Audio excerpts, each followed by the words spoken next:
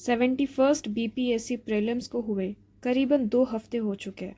क्या अभी भी आप इस जोन में हैं कि कट ऑफ क्या होगा, कट ऑफ इस कोचिंग के इंस्टीट्यूट से कितना कट ऑफ आ रहा है, क्या मेरा ये कट ऑफ क्लियर होगा या नहीं, आंसर की में कितने क्वेश्चंस अभी डिलीट हो सकते हैं। अगर आप इस जोन में हैं तो this video is not for you. This video is for those people who want to prepare for BPSC mains, irrespective of thinking about the cutoff right now. If you are somebody who thinks that you are scoring above the respective cutoffs, अगर 70 से ज़्यादा आता है या 80 से ज़्यादा आता है, जो भी, I am not here to discuss the cut off, तो आपको डेफिनेटली अपना प्रिपरेशन स्टार्ट कर देना चाहिए। You might be having different targets, like आपका EPFO का एग्ज़ाम होगा कुछ लोगों का, some people might be having that AEDO का exam, right? Some people might be focusing on that sub-inspector exam. Some people might be focusing upon the TRE exam.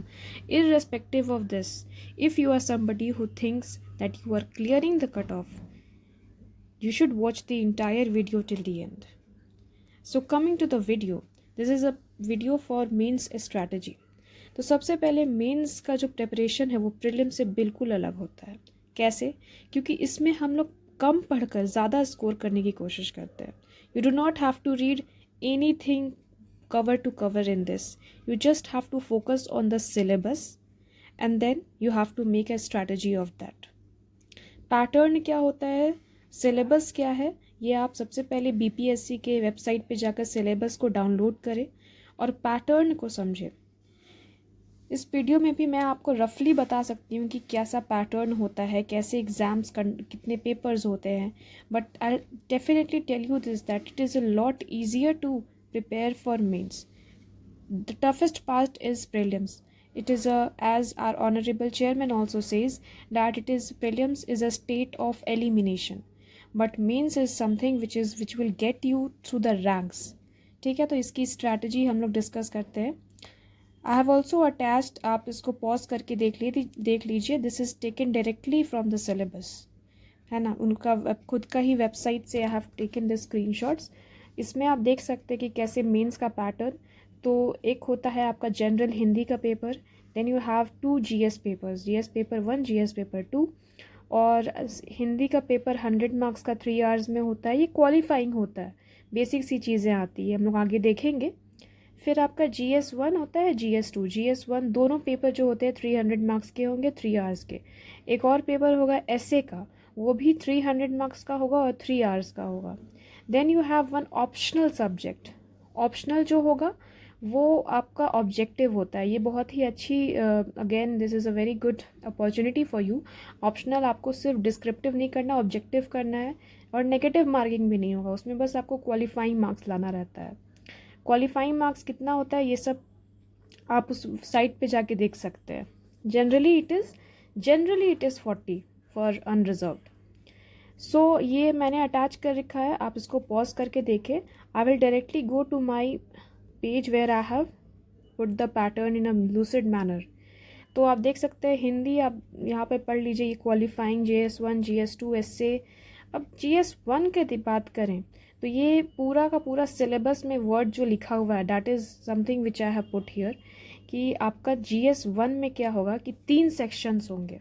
You have 3 sections, GS1 के 3 sections होंगे paper में, section 1, फिर section 2 और section 3।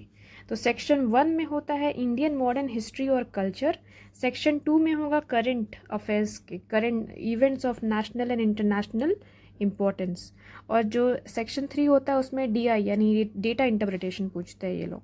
तो Indian modern history और culture में आप तो पूरा का पूरा हर चीज़ पढ़ के बैठे हो, from Nitin Singhania to the both the NCERTs to spectrum, और पता नहीं लोग क्या क्या और पढ़ चुके होंगे। लेकिन इसमें क्या पढ़ना है ये आपको सिलेबस में देखिए, यहाँ पे क्लियरली मैंशनड है सिलेबस में कि मिड 19th सेंचुरी, कहने का मतलब 1850s, 1850, तो यहाँ पे 1857 ज़रूरी हो गया है। वहाँ से लेकर आपको इंडिपेंडेंस 1947 तक पढ़ना है।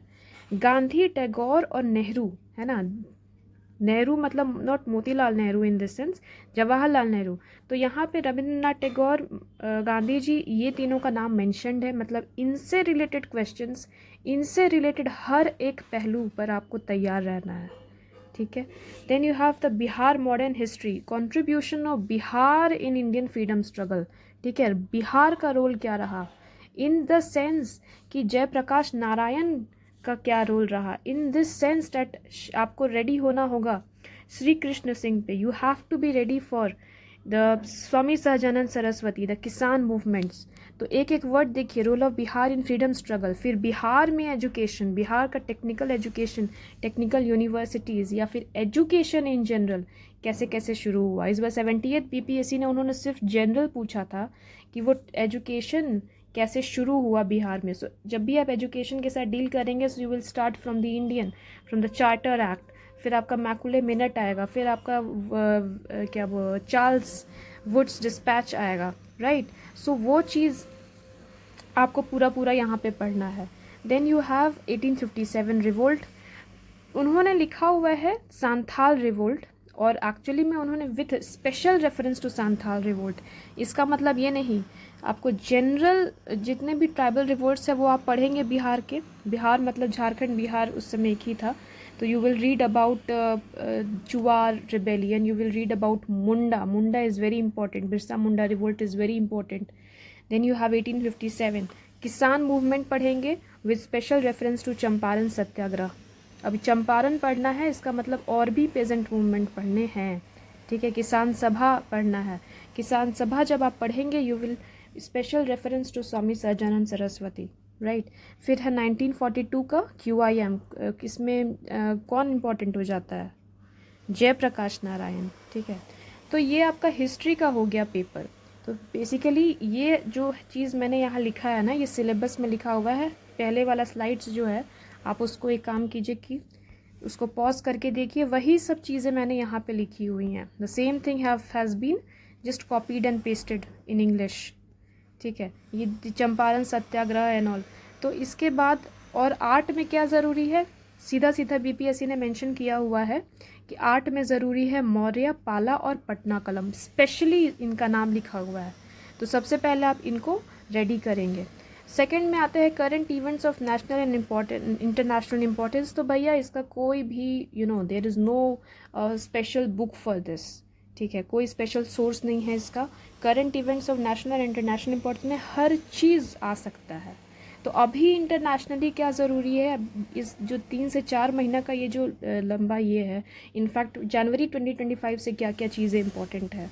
यहाँ पे आपसे Israel, Palestine, Russia, Ukraine, Russia का importance for India, India Russia relation, मतलब इसमें IR भी आ सकता है, इसमें कुछ भी आ सकता है। You have to be ready in that manner. And then tariff war अभी चल रहा है, तो tariff US relation becomes important. Defence से कुछ भी पूछा जा सकता है। मान लो MIG MiG-21 को अभी अभी हमने डीकमीशन वो किया है, तो MiG-21 डिफेंस इम्पोर्टेंट हो जाएगा, ठीक है ना। तो इसके ये आपको कुछ भी मतलब ये बहुत इंपॉर्टेंट है करंट भी, क्योंकि सेम मार्क्स डिस्ट्रीब्यूशन तो सेम है। सो आप उस तरह से उसको पढ़ सकते हैं।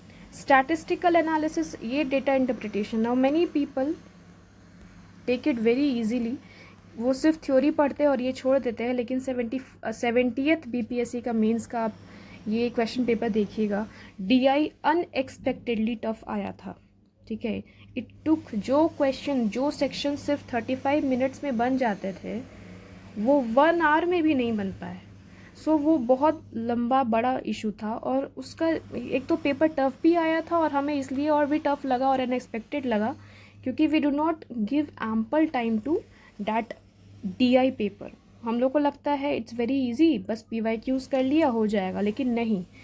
आपने 71st का प्रीलिम्स अगर आप क्लियर कर रहे हैं तो आप समझ सकते हैं कि 71st का कितना अनएक्सपेक्टेड अनकन्वेंशनल पेपर आया था।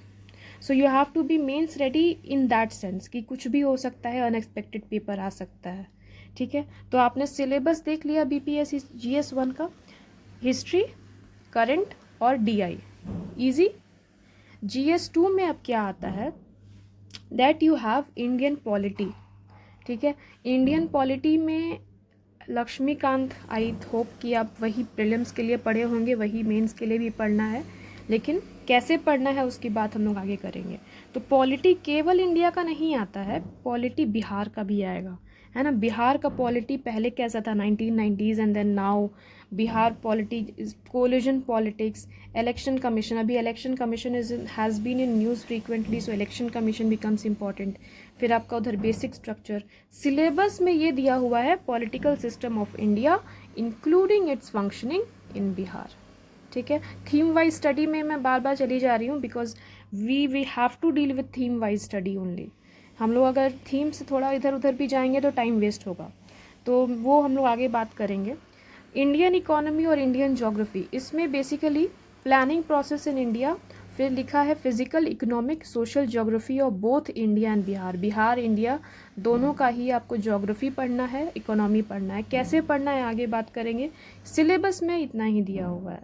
Third, you have role and impact of science and technology in India's development.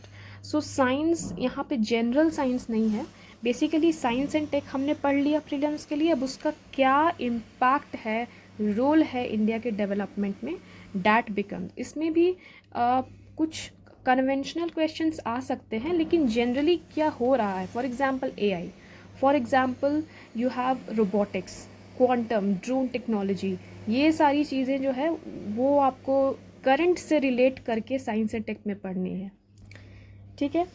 Last में मोस्ट इम्पॉर्टेंट पेपर आ जाता है एस्से का। तो एस्से क्या होता है ना कि दे गिव यू 3, अगेन इसमें 3 क्वेश्चन होंगे।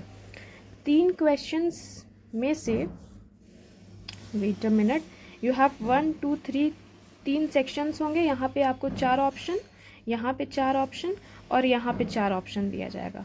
चारों में से किसी एक को चूज़ करके आप, मतलब कहने का मतलब आप 3-3 एस्से लिखने वाले हैं। एस्से सबसे ज़्यादा ज़रूरी हो जाता है, क्योंकि इसमें मतलब स्कोरिंग, आपका जो पेपर का मतलब आपका जो स्कोर है मेंस का, वो एस्से डिसाइड करता है किस तरह आप एस्से लिख रहे हैं। सो 3 सेक्शंस होंगे। 2 सेक्शंस जो कन्वेंशनल टॉपिक्स होते हैं यूपीएससी या फिर बीपीएससी में आपने देखा होगा, रैंडम टॉपिक्स जो होते हैं, से अनएम्प्लॉयमेंट, से साइंस एंड टेक्नोलॉजी पे, विमेन एम्पावरमेंट पे, है ना, पॉलिटिक्स पे, दीज क्वेश्चंस। और जो थर्ड वाला होगा ना, इट विल बी बेस्ड, आपको 4 बिहार की लोकोक्तियाँ, प्रोवर्ब्स दिए जाएंगे। फॉर एग्जांपल, अब पछताए तो होत क्या जब चिड़िया चुग गई खेत, नहीं, it's a bad example, I know. कोई और एग्जांपल ले सकते हैं, फॉर एग्जांपल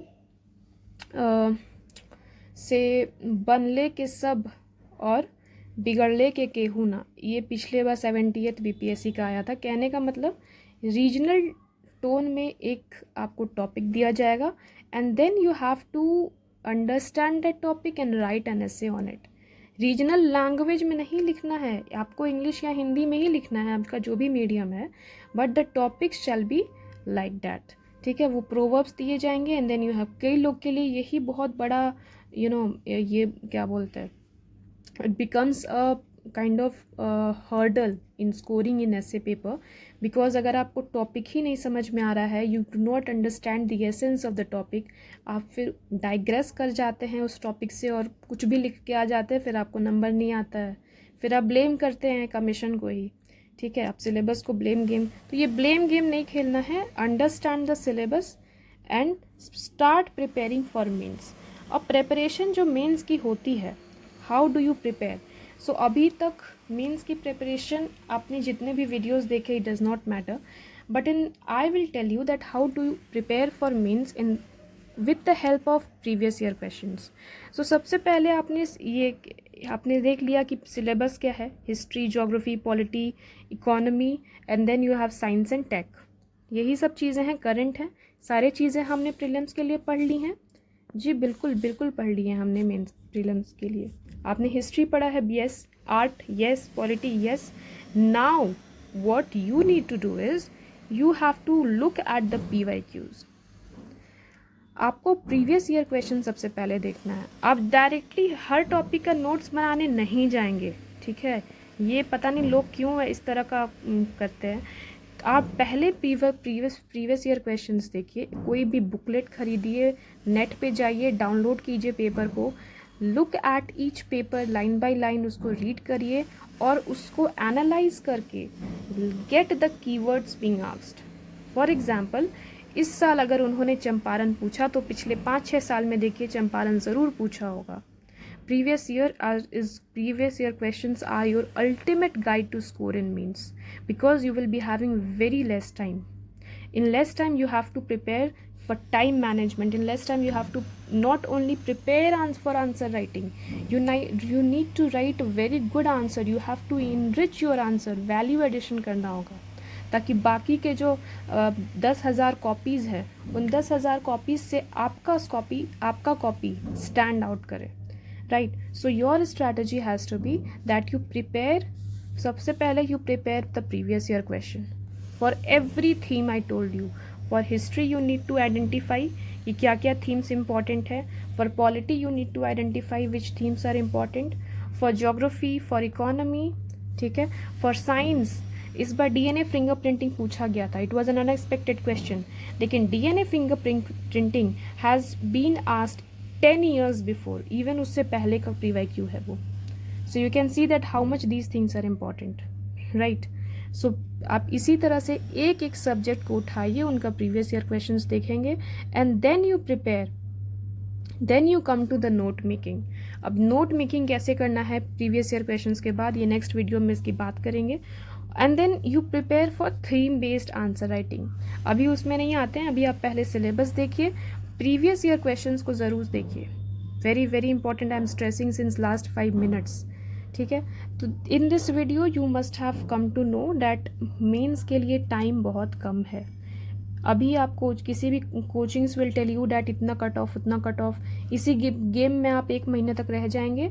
आपका जब रिजल्ट आएगा you will get to know कि अच्छा बस 2-3 महीने बचे हैं, उसमें भी बहुत जल्दी जल्दी टाइम बीतेगा और फिर ना आप टेस्ट लिख पाइएगा ना ही आप प्रैक्टिस कर पाइएगा, फिर पता नहीं आपका टाइम कैसे, it will just fly out of your hands.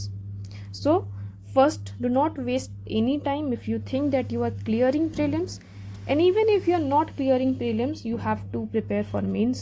The civil service aspirant has nothing to do with prelims. Mains is the only chance to get the rank, right? So next video mein I'll come with theme based preparation and I will also tell you the important themes. We will recognize the themes और उसके बाद हम लोग बात करेंगे कि कैसे notes बनाना है और कैसे answer writing करना है। So if you are watching it till the end, thank you so much for watching till here. See you in the next one.